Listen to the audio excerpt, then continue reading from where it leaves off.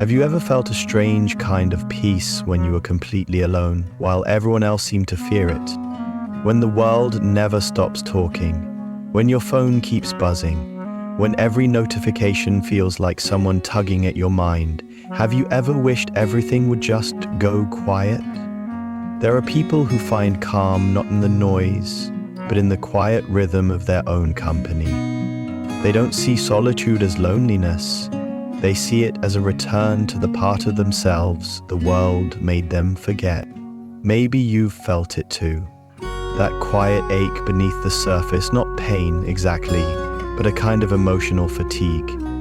You're doing everything right, staying connected, showing up, smiling when you're tired. But some nights, when the world slows down and there's no one left to impress, you feel something rise inside you, the need to just be, to stop performing, stop pretending, stop proving, to finally exhale. If you're in your late 20s or beyond, and you've ever felt that longing for stillness, this video is for you. Because today, we're exploring 20 amazing qualities of people who like to be alone, not because they reject others, but because they've learned to find peace within themselves. For a long time, being alone was seen as something to avoid, a sign of sadness, failure, or disconnection. But modern psychology is starting to confirm what ancient wisdom has whispered for centuries. Solitude can heal. A study from the University of Reading found that adults who choose to spend time alone report lower stress and stronger self-control, but only when solitude is a choice, not a punishment. And as psychologist Morgan Quinn Ross from Oregon State University explains, solitude is not the same as loneliness. You can be alone and feel whole, or surrounded by people and feel completely unseen. That's the paradox of our time. The more connected we are online, the more disconnected we can feel inside. Yet the people who've learned to embrace solitude have discovered something rare, a form of peace that doesn't depend on anyone else's presence. Think about this. When was the last time you sat in a quiet room with no distractions? No messages, no screens, no background noise, just you, your breath, and the soft hum of your own thoughts. At first, it can feel uncomfortable. The mind fidgets. It wants to move, to scroll, to escape. But if you stay, if you let the silence breathe, something shifts. Beneath the noise, you start to hear a softer voice. The one you've ignored while keeping up with everyone else. The voice that knows what you truly feel, what you truly want, and who you really are. That moment, that quiet encounter with yourself, is where healing begins. It's not dramatic, it's not loud, but it's real. People who spend time in this space, those who are comfortable being alone, often carry qualities the world desperately needs. Empathy, clarity, depth, and a quiet kind of strength. They're not detached or indifferent. They've just learned to recharge differently. They don't chase noise because they've learned to find meaning in stillness. They don't need constant approval because they already know their worth. They listen, they reflect, they grow. And while others are busy running, they're quietly returning to balance, to presence, to themselves. So maybe solitude isn't something to fix. Maybe it's something to rediscover. The truth is, silence isn't empty, it's full of answers. And if you've ever felt that pull toward being alone, that quiet longing for peace, it's not because you're broken or distant. It's because a part of you already knows that home isn't a place or a person. It's a state of being, one you find when everything else fades and you finally sit still long enough to meet yourself again. So as you listen to this, I invite you to pause, to breathe, to let this quiet moment hold you for a while. You don't have to rush back into the noise just yet, because maybe, just maybe, the silence you've been avoiding has been calling you home all along. We often grow up believing that being alone is something to fear. Society tells us that connection equals happiness, that isolation means failure, and that silence must be filled with sound. But in truth, being alone and being lonely are two very different experiences. Loneliness is a feeling of absence, the ache that comes when we crave understanding, but can't find it. Understanding is far more terrifying than it. Solitude, however, is a space of presence, a conscious choice to step away from the noise so we can finally hear our own voice again. And in psychology, solitude is not a sign of weakness. It's a tool for self-restoration. It allows our nervous system to slow down and our thoughts to find clarity. A study from Harvard University found that just 15 minutes of intentional quiet time a day, no screens, no conversations, just stillness, can lower cortisol levels, improve focus, and even increase empathy. When the brain isn't overloaded by constant stimulation, it begins to repair itself. It starts to process emotions we've ignored and rebuild the mental energy that endless social interaction quietly drains from us. But solitude is more than a scientific prescription. It's an emotional necessity. People who learn to spend time alone often develop a deeper sense of emotional regulation. They can sit with their feelings rather than being ruled by them. Instead of seeking constant reassurance, they become their own source of calm. This doesn't mean they stop needing others. It means they stop losing themselves in others. In their stillness, they rediscover who they are beneath the noise, the expectations, and the endless need to perform. When we are constantly surrounded by people, our identities can blur. We start mirroring the moods and opinions of those around us. Solitude gives us space to remember what we truly think, what we truly want. It is in the quiet moments that we begin to recognize the subtle patterns of our own hearts, the things that bring us peace, the habits that bring us pain, and the dreams that still whisper even after years of silence. Solitude is not withdrawal from life, it's preparation for a more intentional life. There's also a spiritual rhythm to being alone. When we sit with ourselves, we face the parts we usually hide, the fears, regrets, and unspoken desires. And while that confrontation can be uncomfortable, it's also deeply liberating. Because healing doesn't begin when someone else understands us. It begins when we understand ourselves. Alone, we can finally see that peace isn't found in avoiding our emotions, but in allowing them to surface gently, patiently, one breath at a time. So perhaps the question isn't whether you enjoy being alone, but whether you allow yourself to be. True solitude isn't isolation, it's intimacy with your own soul. As one psychologist once said, silence isn't emptiness, it's the moment when the mind finally catches up with the soul. When we stop running from our own company, we realize that peace was never outside of us. It was always there, quietly waiting in the stillness within. When someone says they enjoy being alone, most people hesitate, as if solitude were a symptom that needs to be cured.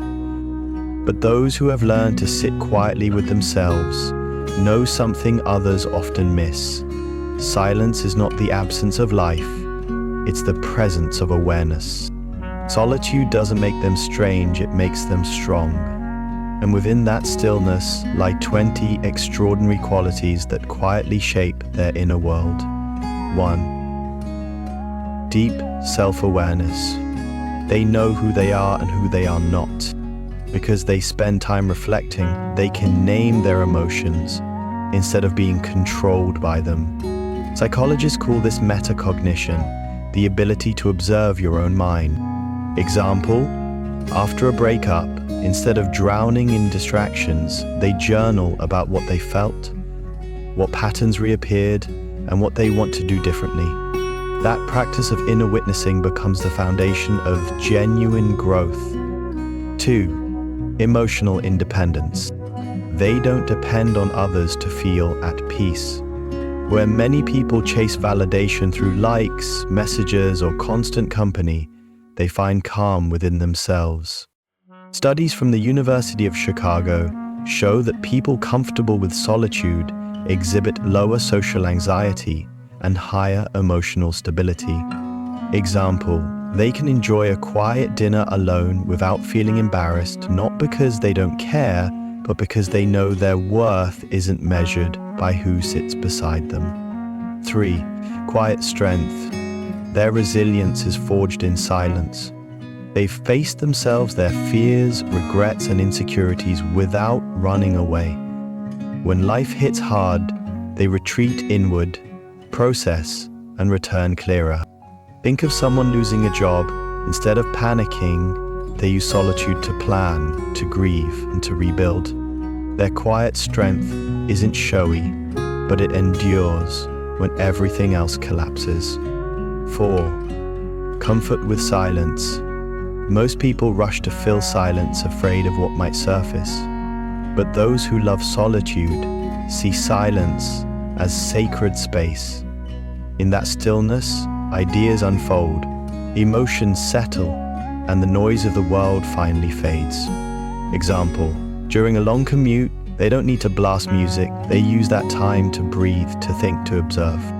That's how creativity sneaks in through moments of calm. 5. Reflective thinking. They turn experiences into insight. Reflection helps them connect the dots between past and present, emotion and behavior. Psychotherapist Carl Rogers once said, "The curious paradox is that when I accept myself just as I am, then I can change." Example, after an argument, they don't just think, "I'm angry," they ask, "Why did this trigger me?" That curiosity leads to emotional maturity. 6. Strong observation skills. Because they're not distracted by constant talking or performance, they notice subtle details others miss. Tone, gestures, atmosphere. Research in social cognition shows that introverted individuals often have heightened sensory awareness. Example, they're the first to notice when someone's smile doesn't reach their eyes, or when a friend's laughter hides exhaustion. Their perception becomes a quiet act of empathy. 7. Meaningful communication. They value depth over quantity. They might speak less, but when they do, their words carry honesty and weight. Example, a colleague who rarely speaks up in meetings suddenly offers one thoughtful observation and the room pauses. That's because solitude sharpens clarity. They think before they speak, and when they do, it resonates. 8. Boundaries without guilt. They know how to protect their energy. Saying no isn't rejection, it's self-preservation. Psychologists note that individuals who practice solitude regularly develop healthier interpersonal boundaries. Example, when friends pressure them to go out, they kindly decline, choosing rest instead. The next day, they show up grounded, not drained. 9. Focused creativity. Great art, inventions, and insights are born in silence. Einstein once said, "The monotony and solitude of a quiet life stimulates the creative mind." Example, a writer retreats into stillness for an afternoon and returns with a story that feels alive. Solitude allows their mind to wander freely, connecting ideas that constant noise would have drowned out. 10th, discipline and self-motivation. Without external pressure, they know how to move forward on their own. Their drive comes from within, not from competition or applause. Example, they wake up early to meditate, paint, or learn a new skill, not because someone told them to, but because it nourishes their spirit. They are their own accountability partner. 11. Calm in chaos. People who are comfortable alone have mastered emotional regulation. When chaos hits, they don't react impulsively, they pause. In an argument or crisis, They breathe before they respond. That pause, that space, is the difference between reacting and responding. Solitude trains them to create that space internally. 12. Empathic listening. Having listened to their own inner voice, they listen deeply to others. They don't interrupt, fix, or judge. They simply hold space. Example: when a friend confides their pain, they don't rush to give advice. They say, "I hear you. That sounds really hard." That validation, born from empathy, can heal more than solutions ever could. 13th, loyalty without possession. They love without clinging. Because they are secure in themselves, they don't fear being alone, and that makes their love purer. Example: when a relationship ends, they don't chase closure in endless texts. They bless the past, let go with grace, and trust the next chapter. Love to them is not about ownership, it's about connection and freedom. 14. Respect for privacy. They guard their own inner world and honor others' boundaries too. Example: a friend shares a secret and it stays there. No retelling, no gossip. They understand that trust is built on silence, not promises. Their discretion makes them some of the safest people to confide in. 15. Simplicity and joy. They find delight in the small things. A hot cup of coffee, morning light, a walk in the rain. They don't need intensity to feel alive. Example: while others scroll endlessly online, they sit by the window watching leaves move in the wind and feel whole. It's not that their life is smaller, it's that their attention is deeper. 16. Resilience through reflection. They turn pain into wisdom. Instead of avoiding discomfort, they face it. Therapist Rollo May once wrote, "The opposite of courage in our society is not cowardice, it is conformity." Example: after being rejected, they don't rush to distract themselves. They process the grief, extract meaning, and return wiser. That's why their strength feels calm, not aggressive. 17.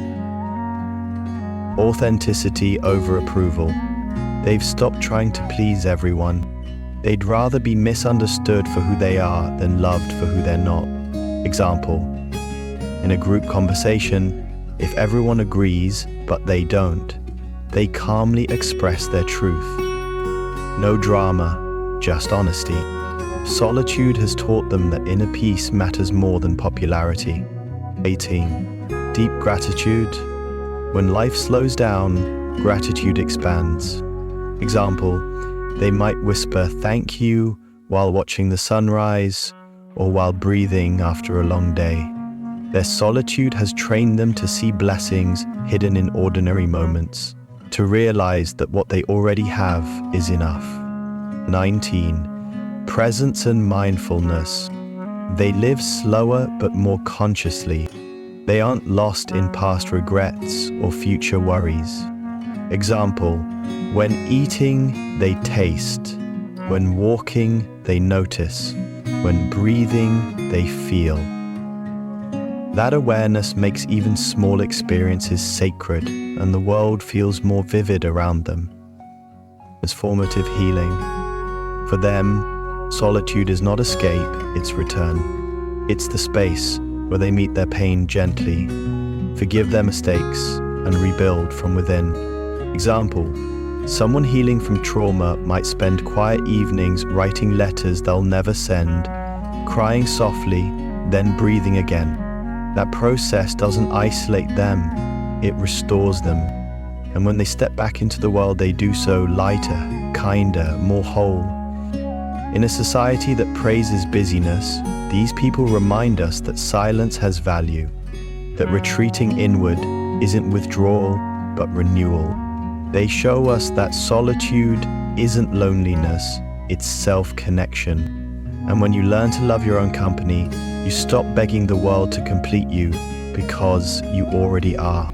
Peace doesn't come from finding perfect company, it comes from becoming your own safe place. Viktor Frankl once said, "Only when I accept myself just as I am, then I can change." That simple truth explains why some people are so at peace in their own company. When you're alone, there's no one to impress, no role to play. You can finally stop pretending and be honest with yourself. Maybe that honesty feels uncomfortable at first, but it's the kind of honesty that helps you grow. People who enjoy being alone usually understand their emotions better. They know when they're sad, tired, or simply need a break. Instead of hiding from those feelings, they take time to sit with them and let them pass. They don't have to fix everything right away. Just being aware of how they feel already helps them find calm. Over time, they become steadier, kinder to themselves, and less likely to be thrown off by stress. Research supports this idea. A study from the University of Rochester found that people who spend quiet time with themselves each day tend to handle challenges more calmly and recover faster after emotional setbacks. Time alone gives the mind space to rest and reset, the same way our body needs sleep to heal. That's why solitude isn't a problem to solve. It's a form of care we often forget to give ourselves. People who value their alone time also don't get caught up in FOMO, the fear of missing out. While others rush from one thing to another, afraid of being left behind, they understand that peace isn't found in constant activity. It's found in knowing what truly matters. When they're by themselves, they're not lonely, they're simply recharging, finding clarity, and reminding themselves that their worth doesn't depend on anyone else's approval. Spending time alone also gives space for old emotions to surface, the ones we often bury under work or distractions. Maybe it's sadness, guilt, or a memory that still stings a little. Being alone allows these feelings to be felt and released, instead of ignored. It's not always easy, but it's deeply healing. Because when you can sit quietly with your own thoughts, you start to see that nothing inside you is too much to handle. So, when someone enjoys solitude, it doesn't mean they're distant or cold. It means they've learned the quiet strength of being their own friend. They know that peace isn't about escaping others, it's about returning to yourself. And sometimes, the most powerful thing you can do is close your eyes, take a deep breath, and remember, you are already enough, even when you're alone. There's a sacred kind of quiet that comes when you finally stop running from yourself. At first, solitude can feel like emptiness, like an echo you can't escape. But over time, that silence starts to speak. It tells you what your heart has been trying to say beneath all the noise. It reminds you that healing isn't found in being surrounded by people, but in learning how to sit peacefully in your own company. When you spend time alone, your nervous system resets. The mind softens, thoughts once tangled in stress begin to organize themselves. Science calls this self-regulation, the natural way your body restores balance when given space to breathe. In those moments of stillness, you begin to notice emotions you've ignored, dreams you've silenced, and truths you've postponed. And slowly, you realize that solitude isn't isolation, it's integration, a return to wholeness. The more time you spend understanding yourself, the less you chase from others. You stop seeking validation in the wrong places because you've learned to be your own witness. You stop begging for love because you've become the one who gives it. Solitude transforms relationships too. When you meet others from a place of peace, you love them freely, not out of fear or emptiness, but out of choice. So if you find yourself alone tonight, don't rush to fill the silence. Let it breathe. Let it teach you that peace isn't something you find, it's something you uncover. Because this quiet moment, the one you thought was loneliness, is actually your soul calling you home. And when you finally answer, you'll realize you were never alone. You were always with yourself. In the end, learning to be alone is learning to come home to yourself. If today feels quiet, let it. Let the stillness remind you of your own strength. And if this message resonated with you, take a moment to share it with someone who might need the same reminder that solitude isn't emptiness, it's peace in disguise. Subscribe for more reflections like this, and keep walking gently toward your calm.